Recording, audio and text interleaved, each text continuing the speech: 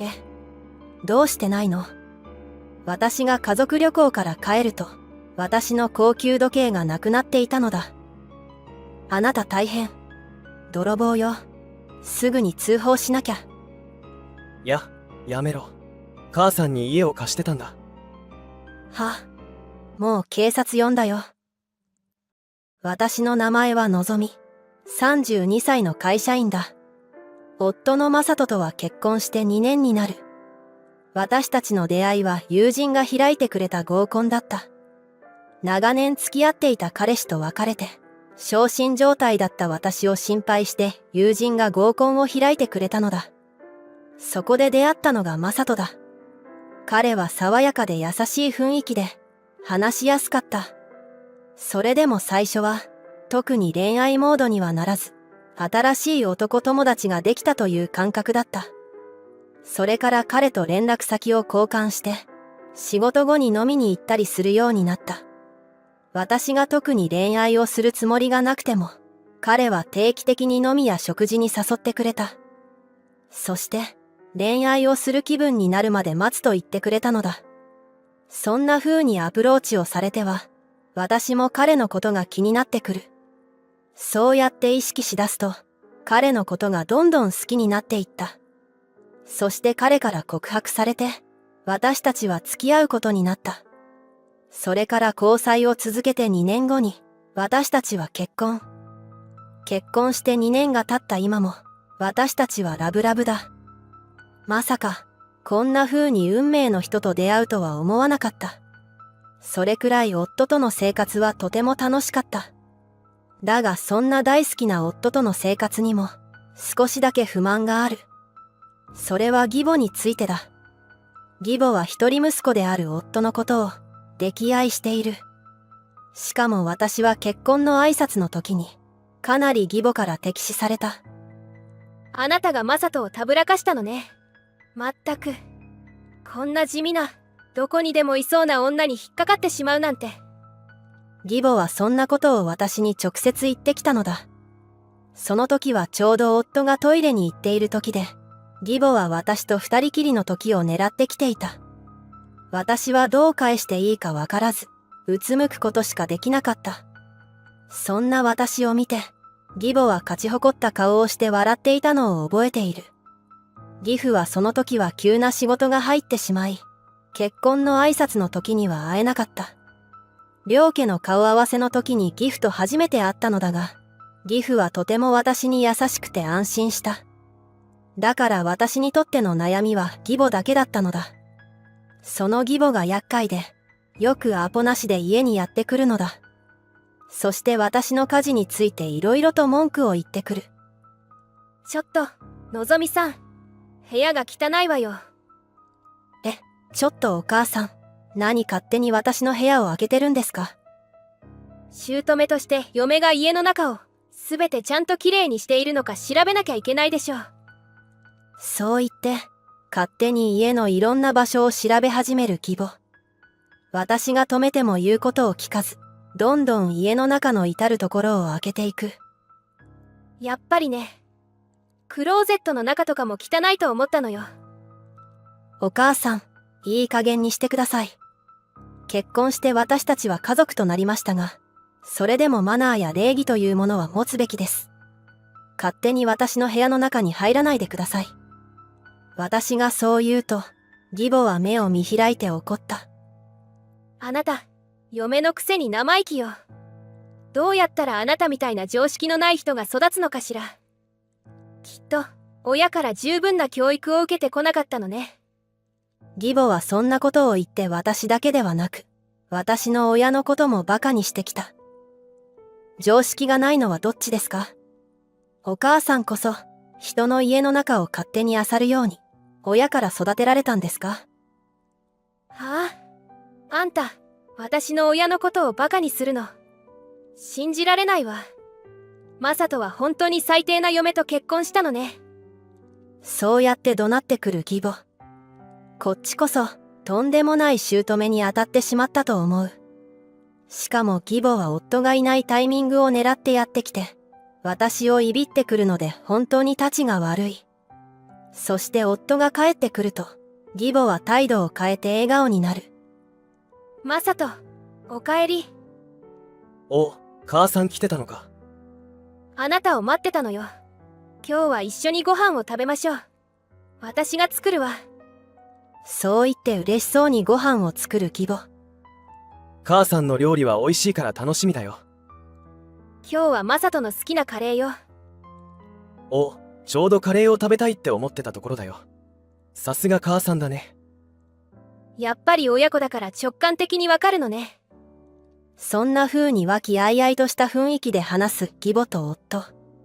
私に対しても、ああいう感じで話してくれればいいのだが、あんなに表変してひどいことを言う姿を見ているので、義母の裏表の激しさには狂気を感じる。そして義母はこの時、さらにひどいことをしてきた。さあ、カレーを食べましょうか。そう言って私たちの前にカレーを出した義母。うん、久しぶりに食べたけどやっぱりうまいな。そう。ありがとう、マサト。夫がそう言ったので私も一口食べてみた。辛。え？義母が作ったカレーはものすごく辛かった。私がびっくりして思わずそう声を漏らしたのを、夫は不思議そうに見ていた。そんな辛い？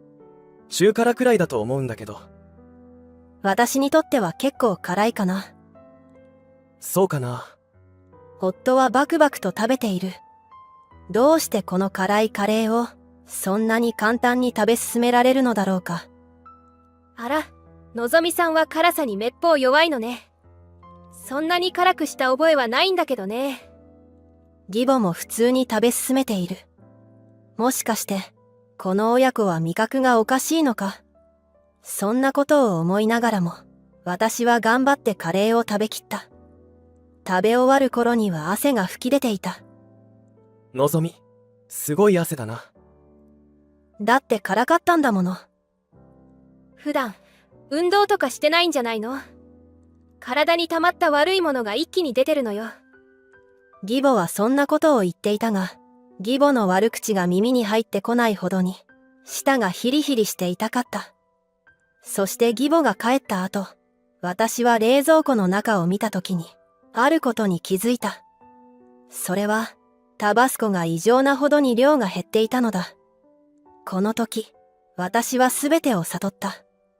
義母は私にバレないように、私に盛ったカレーだけタバスコを大量に入れて、ものすごく辛くしたのだ。つまり夫と義母のカレーは、普通のカレーだったということだ。私は呆れたと同時に義母に対して、ものすごく怒りが湧いた。いくら私とのやりとりで腹が立ったからといって、ここまですることはないだろう。それからは私は、絶対に義母が家に来ても料理は作らせないようにした。義母に作らせると絶対に何か細工をして、私に危険が及ぶ。そのため、私ができる限り作るようにした。のぞみさんも働いてるんだし、私が作るわよ。いえ、大丈夫です。お母さんはこの家ではお客さんですし、夫の母親に作らせて嫁がサボるわけにはいかないです。私はそう言って、頑くなに義母に料理を作らせなかった。義母は一度、自分が私に対して毒を盛るようなことをしたので、私の料理をものすごく警戒していた。だが私はそんな子供じみた真似なんてしない。義母と同じレベルには絶対に落ちない。義母のようなことはしないと決めていたが、それと同じくらい義母のことは私も警戒していた。だから義実家で食事をすると言われても、私はうまく理由をつけていかないようにしていた。義母は自分の思い通りにいかないことに、かなり苛立っているようだったが、私の方が一枚上手だった。私の方からは、とことん義母とは関わらないようにした。そのような生活を続けて、ストレスはだいぶ減った。だがある時、夫が私にこんなことを言ってきた。のぞみって俺の親のことが嫌いなの。え？母さんがぼやいてたんだよ。私やお父さんのことを避けて、全然コミュニケーションを取ってくれないって。確かに言われてみると、しばらくのぞみは俺の実家に顔を出してないよな。俺の親のこと苦手なの？私は夫にそう言われて困ってしまった。だがこの際、はっきり言った方がいいだろう。実は私、お母さんから嫁いびりを受けていたの。え、嫁いびり？うん、マサトがいない時を狙って、いろいろとひどいことを言われたの。それに結婚したばかりの時に、私がお母さんのカレーをすごく辛いって言った時があったでしょ。あの後冷蔵庫を見たら、買ってからそんなに使っていないはずのタバスコが半分以上減っていたの。あれは私のカレーにだけ、ものすごい量のタバスコを入れたのよ。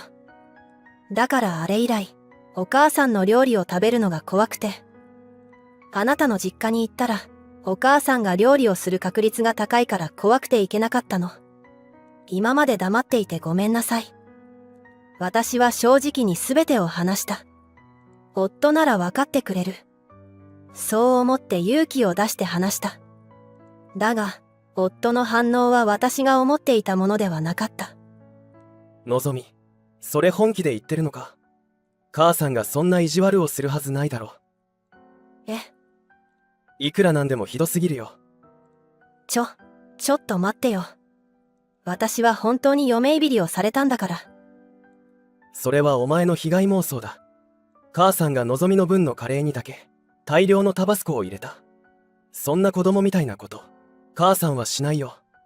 それなのに、そんな疑いをかけて勝手に避けるなんて。夫は全く私の言葉に耳を傾けてくれなかった。それから夫との関係は少しずつギクシャクしていった。会話も減っていき、一緒にいても気まずい日が増えた。だからか夫は残業を増やしているようだ。最近は帰ってくる時間がいつも遅い。そして出張をする頻度も多くなっていった。家で一人でいる時間が増えるのはありがたくもあったが、それと同時に寂しさも感じていた。そんな中、私は両親から家族旅行に誘われた。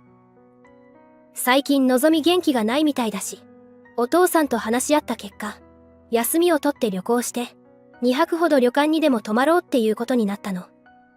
もちろん、のぞみが良ければだけど。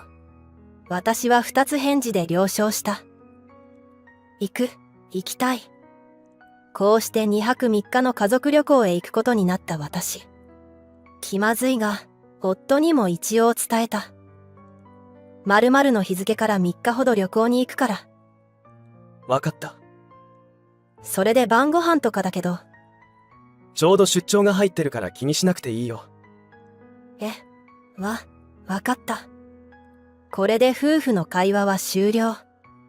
どうしてこんなことになってしまったのだろうか。私はショックを感じながら、とりあえずは家族旅行で一度リフレッシュしようと思った。久しぶりの親との旅行は楽しくて、今までのストレスが少し解消された。温泉に入って体をほぐし、美味しい料理を食べて幸せな気持ちになった。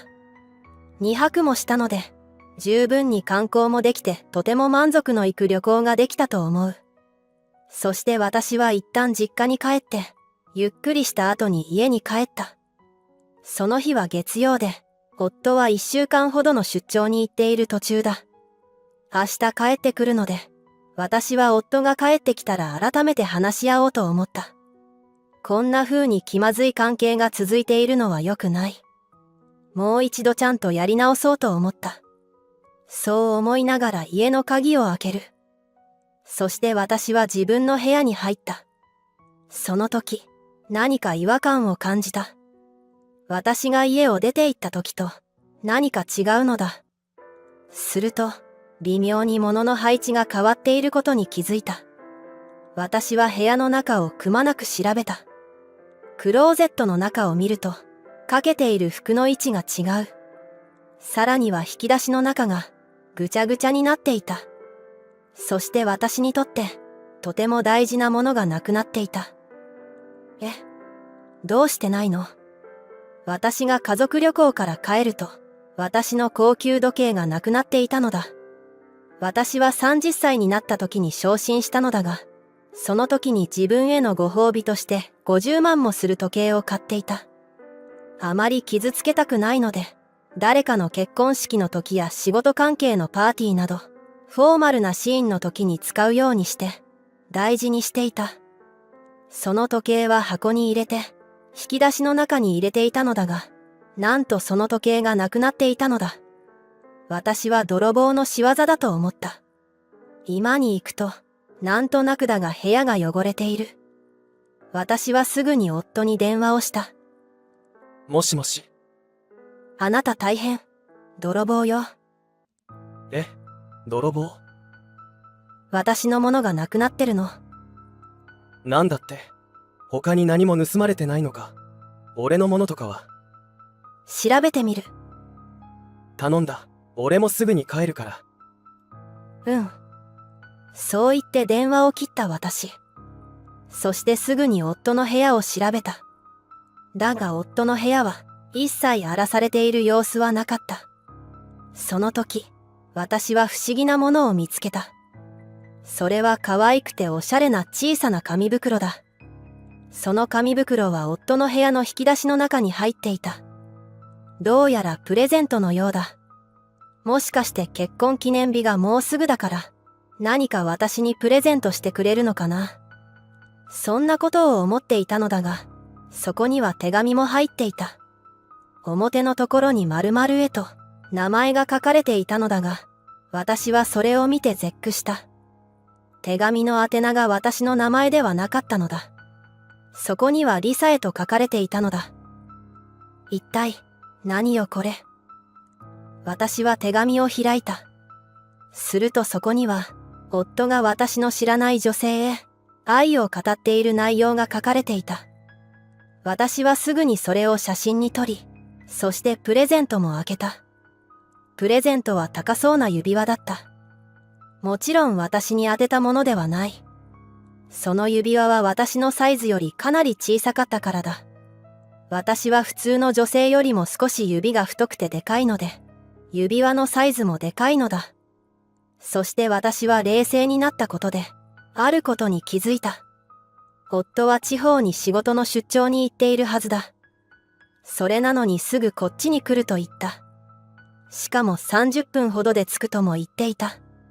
出張に行っているのなら、最低でも数時間はかかるはずだろう。私に出張だと嘘をついて、家の近くのどこかにいるということだ。つまり、これは夫が不倫をしているということだろう。夫は信用できない。この泥棒騒ぎについても私が自分で対処しないと。私がいろいろと準備をしていると、夫が慌てた様子で帰ってきた。のぞみ、家の中はどうなってるんだ？俺のものは何か盗まれていたか？いや、特に何も。だけど、私が買った高級時計が盗まれていたの。なんだって？ほら、私の部屋だけ微妙に荒らされた形跡があるの。他には居間や台所も少し汚れたというか、誰かが使用したような形跡があって、すぐに通報しなきゃ。私がそう言うと、夫はハッとしたような顔をして私を止めた。いや、やめろ。母さんに家を貸してたんだ。は、どういうこと？だから俺とのぞみが家を空けている間、母さんに好きに使っていいって言ったんだ。どういうこと？あなた、鍵をお母さんに渡していたの？合鍵を作って渡してた。はあ、そんなの聞いてないんだけど。なんで勝手にそんなことするのよ。だって、母さんが共働きの俺たちのことを気遣って、家の中を掃除してあげたいって言ったから。家の中は掃除されているどころか、私の高級時計がなくなってるんだけど。それは、わからない。母さんじゃないかもしれないだろ。じゃあ、お母さんをここに呼んで。わかった。夫はしぶしぶ義母を呼んだ。義実家はこの家から近いので、義母はすぐにやってきた。あら、どうしたの？そんな険しい顔をして。お母さん、私の時計盗みました。時計。何のことかしら。私は単刀直入に聞いたので、義母は一瞬動揺していた。この時点ですでに怪しい。のぞみ、ほら見ろ。母さんは何も知らないじゃないか。疑うなんてことはやめろよ。もしかして私、のぞみさんに泥棒扱いされてたの？ひどいわ。悲しいわ。義母は夫が味方についたことでいけると思ったのか、調子に乗ってそんなことを言ってきた。だが私だって負けるわけにはいかない。もし私の予想が間違っていたら謝ります。ですがお母さんが犯人だった場合は、覚悟しておいてくださいね。私はやっていないって言ってるでしょ。そうだよ。それなのにどうやって証明するんだよ。そんなの警察に調べてもらうに決まってるでしょ。警察。おい、のぞみ。警察沙汰になんてする必要はないだろ。もう警察呼んだよ。私がそう言うと、義母は一気に顔を青くした。もうすぐ到着すると思うので、お母さんも逃げずに待っていてくださいね。それから5分後、警察が到着した。そこで義母は地獄に落ちることとなった。私は警察に事情を説明した。義母は、私じゃない。と主張したが、夫から部屋の鍵をもらい、夫と私がいない間にこの家を使っていたことは、認めざるを得なかった。そこで嘘をついたら、一気に怪しくなるからだ。もしお母さんじゃないのなら被害届を出して、犯人を探し出してもらわないといけないですね。私はそう言って義母の不安を煽った。もしかしたら、質屋とかに売られているかもしれません。街中の質屋を調べてもらえますか？私がそうやって警察に言うと、義母はわかりやすく、と動揺した声を出した。もちろん、警察はそれを見逃さなかった。そして質屋を調べ回り、防犯カメラなどの映像も見ると言った。そこで義母はようやく観念し、自分が盗んだということを白状した。お金が欲しかったのよ。それに嫁にはムカついていたし。そんな、まさか母さんが。夫は義母が犯人だったことにショックを受けていた。警察と一緒に私たちは質屋へ行った。私の時計は昨日質屋に出されたばかりらしく、まだ誰にも買われていなかった。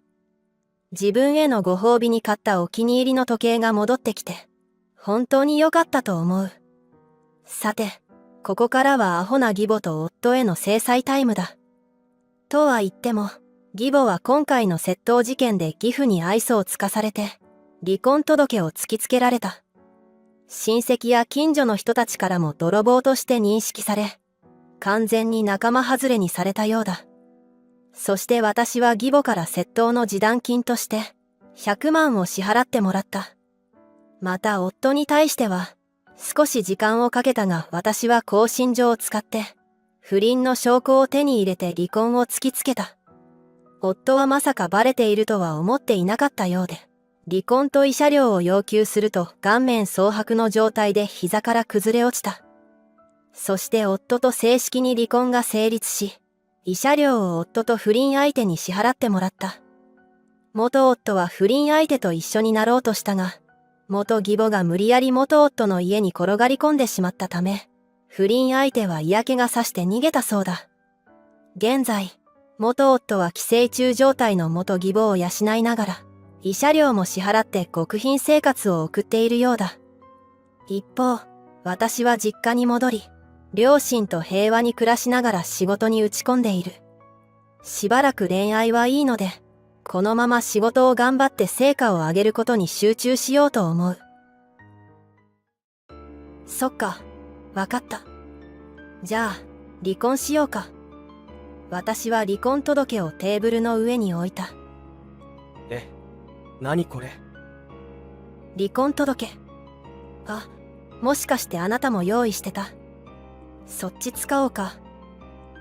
いや、そういうことじゃない。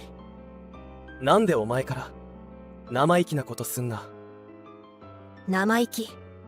それ、あなたが私を見下してるから、生意気って感じるんだよね。上から目線なのはどっち？いや、だってお前さ、お前が俺に勝ってるとこってどこだよ。すべてだよ。私はのぞみ、夫の正人と結婚して10年になる。夫は大学の同級生だ。だけど私たちは大学時代に交際をしていたわけではない。当時はただの同級生で、サークルが一緒だっただけだ。社会人2年目の時にサークルの OB たちの集まる飲み会で再会し、そこから意気投合して結婚に至ったのである。夫は何というか、とにかく明るい人だ。社会人2年目を迎えて仕事に行き詰まっていた私は、そんな夫に安らぎを覚え、結婚した。しかし、その選択はどうやら間違っていたようだ。結婚して8年ほどは充実していたように思う。私たちの歯車が狂い出したのは、夫が転職をしたことがきっかけだ。彼は未来に夢を膨らませ、ヘッドハンティングだ。なんて言いながら、喜んで転職をしたのだが、これがヘッドハンティングどころか、給与は以前の半分まで下がり、彼はモチベーションを失ってしまった。それからというもの、夫はどこか偏屈になってしまい、とても自虐的だった。それでもこれまで、私が夫の明るさに救われていたことは確かな事実であり、今度は私が支える番なのだと気合を入れた。しかし、そんな気合は空回りのようで、結果的に私の思いは夫へは届かなかった。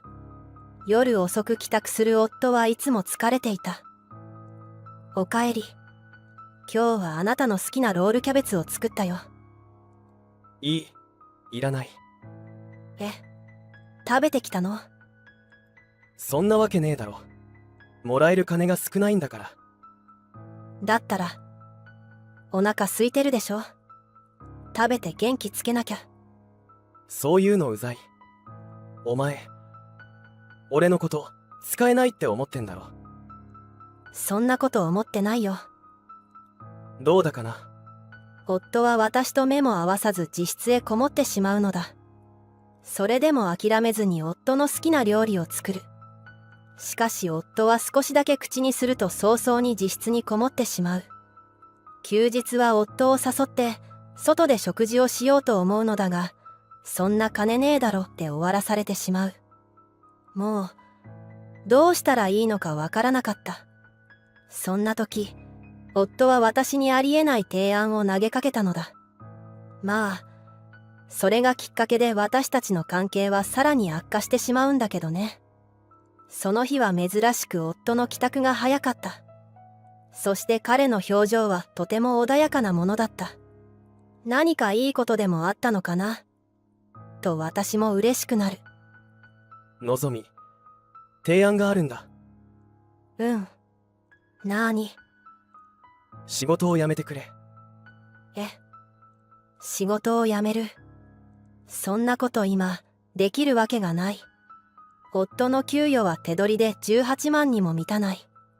我が家の家賃は6万円であり、光熱費は2万円。夫のタバコ代が月に2万円以上かかっている。それだけを考えても10万円が吹っ飛ぶ。食費を頑張って抑えるにしても4万ラインが限界だろう。2人のスマホ料金を払えば1万円は飛んでいく。残り3万円で何ができるというのか。さすがに心もとないだろう。俺さ、辛いんだよ。俺よりお前が稼いでいることが。お前今、手取り20万くらい稼いでんだろ。そんなわけないだろう。勤続年数は優に10年を超えている。この人の思考回路は一体どうなっているのか。私の手取りは35万だ。しかし、そんなことは絶対に言ってはならないと察した。俺、耐えられない。だから、お前が仕事を辞めてくれさえすれば、俺の気持ちは落ち着くんだよ。この発言に私は腹が立った。夫は私のことを最初から見下していたのだ。俺よりも稼ぎの悪い嫁を養ってやっているのだと考えていたようだ。仕事は辞めないよ。は、なんで？この仕事が好きだからだよ。お前、俺のこと愛してないのか？そういう問題じゃないよ。私はこの仕事に誇りを持ってるの。だから仕事を辞めるなんてこと考えたこともない。すると夫はため息をつきながら笑った。手取り20万の仕事が誇り？笑えるな。そういうお前は手取り18万もいかないけどな。なんて言えたら私の気持ちはすっきりとしたんだろうな。でもそんなことを言ったら私はこいつと同じレベルに落ちる。私は努めて冷静に話を進めた。その後も夫は私に仕事を辞めろと迫ったが、私が首を縦に振ることはなかった。すると夫はなんだかんだと言い訳をして家計にお金を入れなくなった。私はこの人と何のために一緒にいるのかわからなくなっていった。そして離婚を考え始めた頃に夫が私の父親の話を持ち出したのだ。私の両親は私が社会人になるのを待って離婚している。離婚理由は性格の不一致というやつだ。どちらかが浮気したとか暴力を振るったとかそういった問題はない。だから円満離婚というやつだ。私は二人の離婚という決断を聞かされた時、心底驚いた。なぜなら二人はとても仲のいい夫婦に見えていたから。それでも私が社会人になるまで待ってくれた二人に感謝をして、両親の離婚を受け入れた。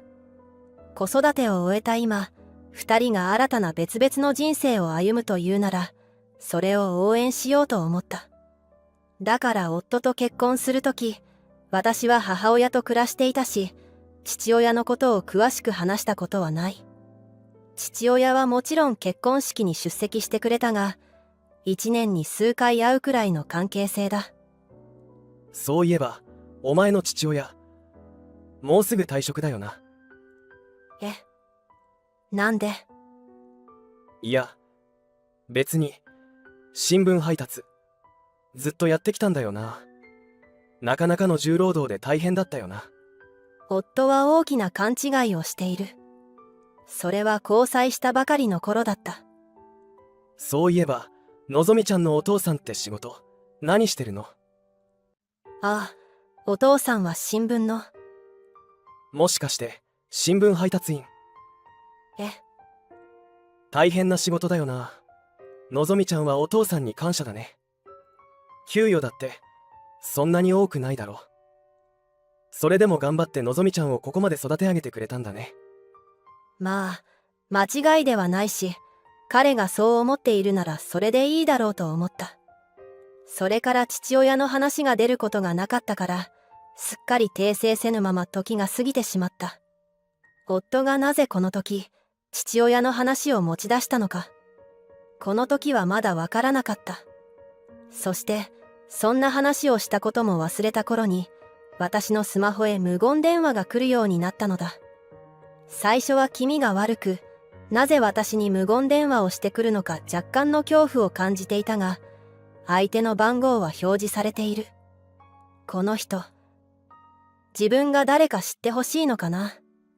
そんなことを思うようになると、だんだんこの無言電話が気にならなくなった。そしていつしかそれがかかってくると、私はハンズフリーに切り替え放置していた。まあ、私に通話料金が発生するわけじゃないしね。そんな時、放置した電話から咳払いが聞こえたのだ。その声は女性のものだ。そうか、相手は女性だったのか。すると、ただいまという声とともに通話が切れた。今の声、夫だよな。なるほど。夫はただいまと言って家にお邪魔するほど親しくしている女性がいるのか。私に仕事を辞めろとわけのわからない思考を展開させる。家にはお金を入れない。そんな夫、もう、いらないよね。私は早速、興信所を探し夫の調査を依頼した。なかなかいい興信所に巡り合うことができなくて、契約までに時間を要したが、ただいまから2ヶ月後には、十分な浮気の証拠をゲットすることができた。そして私は離婚を切り出すタイミングを伺っていた。しかし私は夫に先を越されてしまうのだ。腹が立つ話だが、夫は私に離婚を切り出した。なあ、お前の父親の退職金いくら？もう退職したよな。は、嫌だから、お前の父親の退職金の金額だよ。退職金なんてないけど。はあ？じゃあ、俺が今まで何のためにお前と一緒にいたと思ってんだよ。いや、意味がわからないんだけど。新聞配達員の退職金なんて、たかが知れてると思ったけど、それでももらえないよりマシだろ。まあ、そうだね。もらえないよりはもらえた方がいいよね。なのにお前の父親、退職金もねえのかよ。うん、ないね。なんだよ。10年も我慢したのに、損したわ。金、引き出せねえなら、もうお前に用はねえよ。離婚ってことで。私と結婚したのって、お金が目的だったの？いや、すべてがそうだってわけじゃない。新聞配達員が大した退職金もらえないことだって知ってた。ここ2年くらいのお前の態度だよ。それで冷めた感じ。お前、俺が転職に失敗してから常に上から目線だっただろ。俺、あれで精神やられたんだ。だから慰謝料もらって離婚する。そっか、わかった。じゃあ、離婚しようか。私は離婚届をテーブルの上に置いた。え、何これ？離婚届。あ、もしかしてあなたも用意してた？そっち使おうか。いや、そういうことじゃない。なんでお前から生意気なことすんな。生意気。それ、あなたが私を見下してるから生意気って感じるんだよね。上から目線なのはどっち？いや、だってお前さ、お前が俺に勝ってるとこってどこだよ。すべてだよ。私はあんたみたいに人を見下したりしないし、婚姻している身で不貞行為をするなんてこと、私は絶対しない。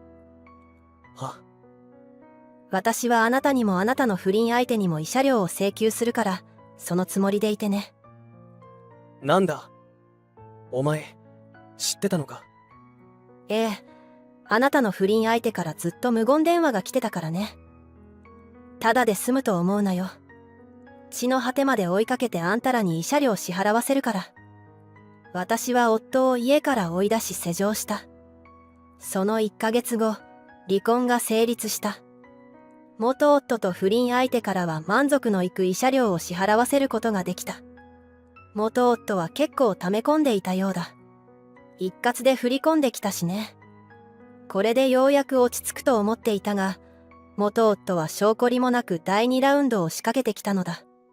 まあ、ストレート勝ちだったけどね。それは離婚が成立し2ヶ月後のことだ。私が帰宅すると玄関の前に元夫が立っていた。どうしても話がしたいという元夫を連れ、近くのカフェに向かうと夫はいきなり涙を流したのだ。どうして教えてくれなかったの？何が？